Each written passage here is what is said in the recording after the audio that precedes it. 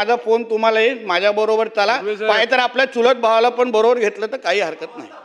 मावस भाऊला घेतलं काही हरकत नाही. अगदी स्पेसिफिक आणि परत आणून आणि परत पण सुखरूप तुम्हाला आणून चिंता करू नका. या अध्यक्ष महोदय, खरं तर मंत्री महोदय सांगत होते की जेट्टी क्रमांक 1 ते 4 या आपण सर्वसाधारण जनतेसाठी ठेवून जेट्टी क्रमांक 5 या प्रायव्हेट बोट आणि त्याच्याकरता आपण त्याचा वापर करतोय.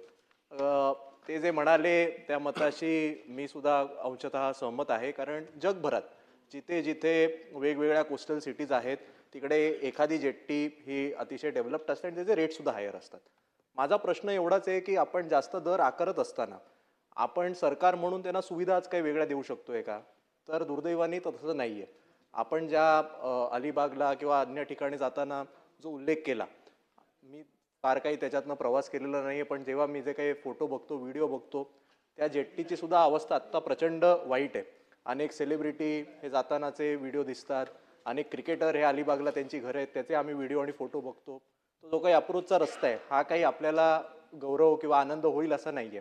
त्यामुळे जादा दर आकारत असताना सरकार म्हणून आपली सुद्धा ही जबाबदारी आहे की त्यांना जास्तीत जास्त चांगल्या सुविधा देणं. तर त्या बदल्यात आपण नक्की काय करतोय या उपाययोजना मला समजून घ्यायच्या होत्या. अध्यक्ष महोदय, म्हणून मी यांना प्रश्न विचारायची संधी दिली, कारण माझं सोयीचं होतं.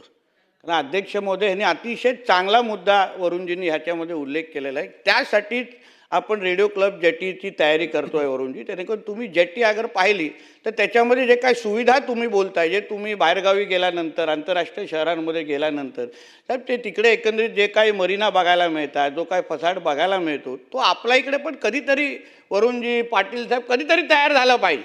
आपल्याला पण अभिमान वाटला पाहिजे का नेहमी मराठी माणसांनी वडापाववर जाणं असं नाही.